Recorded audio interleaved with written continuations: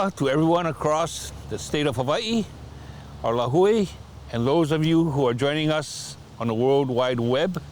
Thank you for being here as we go through another segment of Celebration of the Arts Virtual 2021. Today, I get to speak to someone who I often seek advice from and who many seek advice from as they look to the source. So welcome, Kumu Hula Kamaka Kukona. Aloha, Kumu. Thank you for being here today. Mahalo for having me. Over the years, I get to interview a lot of, I get to see and work with a lot of people during Celebration of the Arts. And perhaps the most intriguing responsibility is that of being a Kumu Hula, because I've seen artists, I've seen entertainers, and all the different aspects of being Hawaiian here in this festival. But when it comes to that title of being a Kumu Hula, it blows my mind because you have to have so many facets on a diamond. Your personality, you have to have discipline, tradition, etc. So what drives you? How many years have you been doing this now? Almost 20 years now I've been a Kumu Hula. You're right, it does take all of that. That's why I premature aging here got a little bit going on, but the work and I think the passion of a Kumu Hula, it drives us to want to continue what we do. This drive, I am going to assume, as I spoke with other Kumu, comes from their Kumu and from their Kumu, so it's passed on to the generations. It is, and in any traditional setting, a child may have been taken to several different Kumu along that person's life, and ultimately, depending on where you come from and what lineage you represent, sometimes it culminates in a ceremony known as uniki. With that uniki comes a title or responsibility. I was fortunate enough to have had many teachers. I would say 4 namely. In the end, the one Kumu that solidifies your rank as another Kumu Hula ultimately becomes your Kumu. And as the years progress, they even become a loea to your students and your halau. And just to define uniki for those across the World Wide Web, is that the equivalent of almost a graduation or a progression to the next level? Yeah, and uniki is a ceremony. It takes on several layers, once again, depending on what school you come from. Sure. And the school that I represent, uniki means that you are going into ceremonial time where you're going to have ceremonial foods that you eat, and you perform certain traditional dances that have been handed and passed to you. And then after all is well, and then the elders say that you are, you're maikai and you are fit to carry on that title. Then, you start a whole new journey. And part of that uniki, from what I understand, is the forming of your own implements in terms of your ipuheke, maybe your pahu, etc. Yeah. Anything you need for hula that you gotta utilize in your dancing, we make ourselves, and that's part of the test. From your ipu, your ipuheke, your pahu, your puniu or your kilu, we call it, your uli. We're so spoiled in this day and age where you can just go online and press the button, press pay, and something's uli or something gonna be delivered to your door. But lo and behold, there are practitioners that still know how to make it. And that's a great thing. Yeah. And one thing that you cannot make, of course, is the olelo that goes along with hula and the kauna that goes along with hula, correct? Absolutely. And they're inseparable because hula is not danced without an uttered word. Correct. We need olelo, we need the poetry. And it's not only through the hand movements, but of course through your feet movements. And like you say, there are many schools of hula. So you may have one song, but different interpretations of the choreography, but they still tell the same story. It's representative of that particular teacher styling or their geographic existence. Depending on what island you came from, motions, hand gestures, even footwork vary. But what is more beautiful is when there's similarities. Yes. Because then you know there's a connection. It's kind of like, I guess you would say, the difference between Olelo, Nihao, versus Exactly. versus the rest of the islands. Exactly. They're not Yeah. versus, but it's just the different dialects and the different movements Absolutely. that can Yeah. come. And what is the youngest age that you take? for Right the- now in our halal, the youngest is 4. I believe she just turned 5. Wow. And the eldest is 90. And you have classes almost every single day. Yeah. And explain to us, I'm sorry I didn't introduce your halal, but introduce your halal, the name, and perhaps the manao. Our halal's name is Halau o Kahanule Hua.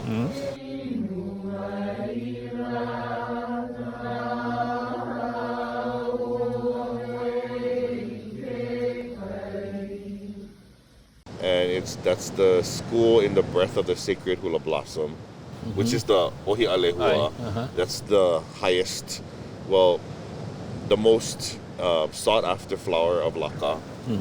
And so you teach almost every single day. I know from the hula, you have the physicality of the exercise. I remember when I started, my first word I ever learned was "ai-ha." And for those of you not familiar with that word, it means to almost compress yourself, to go down, and it's a painful thing to do, you know. So you have to deal with different personalities along the way, right? Yeah. You find for the children now, they come in with a happy mode, etc. Is it harder to focus their interest and keep them in line? You know, it depends. It depends on the background of the child. If that particular ohana or family is engrossed in culture, or perhaps they are sent to immersion schools. Yes. This second nature. So our halal has a lot of those kids that come from culture-based backgrounds and families, which is nice because then they're readily equipped to handle what we do in halal, you know, and it becomes just part of who they are. So from the physicality, you have the discipline, and now again, I'm not sure how your procedure are. I know some schools you only to come into your class, and if it's not acceptable, you go outside and you wait and you practice till you come back in again. Right, That's something right, that you adhere to. That is everyday regular protocol at our halal. I think any traditional school of hula attempts to keep that as a mainstay. And basically the olikahea is when the students call out Yes. to be fed, to come in. And then if I feel that the sincerity is there, they could be oiling 10, 20, 30 times if they're fooling around. Right. I just make them chant over and over this, until they're centered and grounded.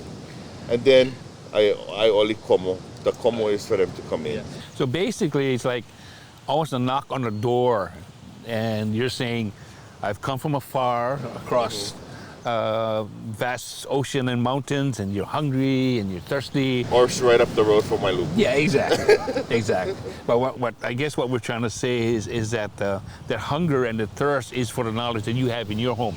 Yeah. Your halal. Yes. And yes. when you call them in, you're saying, come and Yes. absorb everything that you can from me and take it home with you at the same time. Yes. Correct? Yes. So from the physicality comes the discipline, the language. Throughout the span of time, the language should have been at the forefront of hula. Without the language, you really have no capacity to comprehend its truest form. Because The sincerity of the dance. essentially, if you don't have that mastery of the olelo, you're simply reading translations off of somewhere. So any Kumu Hula should have that capacity to grasp fluency in Olelo Hawaii. Right. And then from there, the Oli opens up a whole new world of spirituality. Yeah, that too, throughout the span of time, is inseparable with hula. And so it's just one of those things we know that if you're going to be a hula dancer, you're going to chant. Yes, yes. You know, you got to chant. And just to be clear that chanting is completely different from singing. It is. It is two different worlds for it. And I've worked with in films before, etc. And so I go onto someone's hands like Lopaka, and I will do an oli komo to him. And as I'm doing that, I can hear the director saying, cut, cut, cut. Well, I cannot cut my prayer, you know. Yeah. And he says to me at the end, did you hear me say cut? I says, did you not hear me say my prayer? So it's a two different worlds that people have to realize that hula is a disciplined, cultural protocol, and yes, it can be entertainment at times, but it's absolutely ceremonial protocol a lot of the time. And you go on to this, you expect to continue for many more years? Well, that's the hope. I am hoping that I have been instilling in my students the passion to wanna do what I do. Even if there's only one of them that carry on, or two of them, being the role model and the leader, the more passion I fuel into this art form, the more it should trigger something in someone else. Now, there's one segment of hula that people look at, of course, is competition. Okay, because you have the entertainment side of it, where you can go to a luau and we can dance, etc. You have your training, and then there is the competitiveness that comes in. And I know that you have gone and have been successful at the Merry Monarch festivities, etc. And of course, for this last year and a half, 2 years, we've had to postpone it in a sense, but they're ready to make a comeback this year, hopefully, right? That's what we're hoping.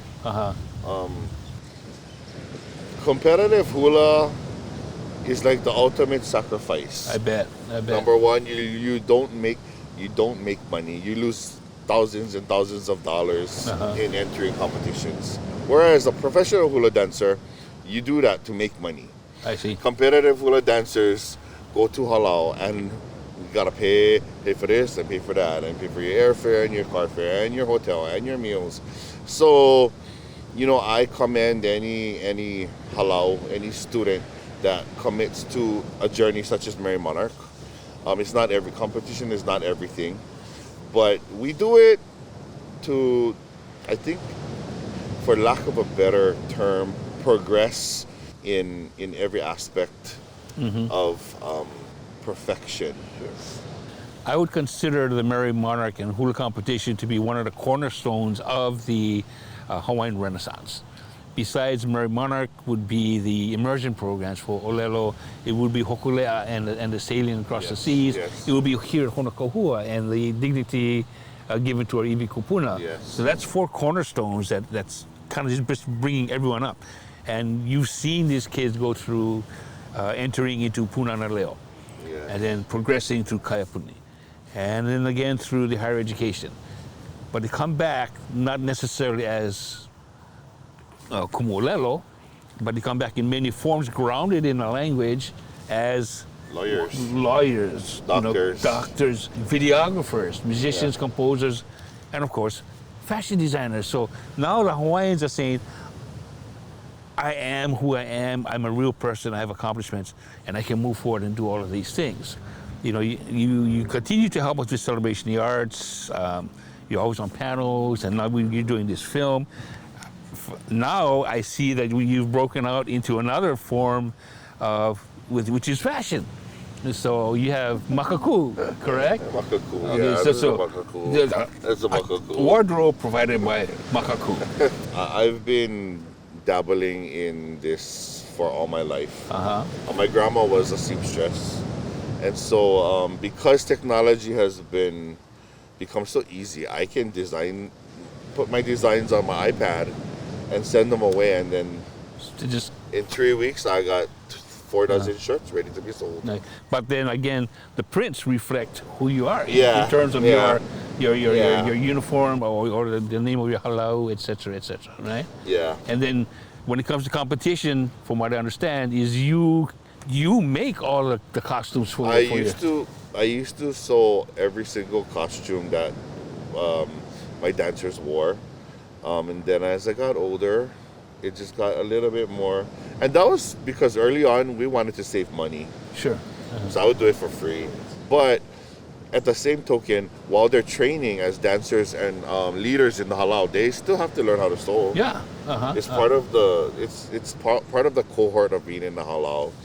And not only the fashion side, but the formation of your lei and your kupe'e and That is, that from young that they learn to make leis as early as 5 years old.